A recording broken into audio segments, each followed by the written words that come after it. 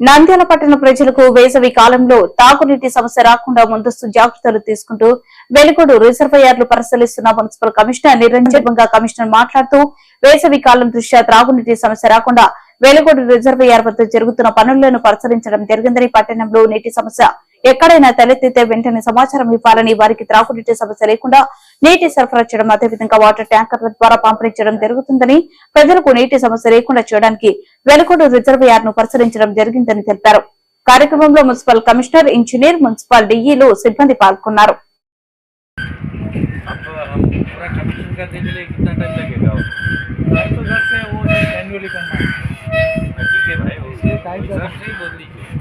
मन एंड में एंड तक मन एंड तक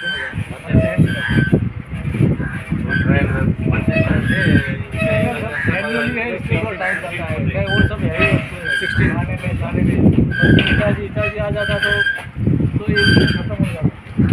पूरा सब मैनुअली देख लिया।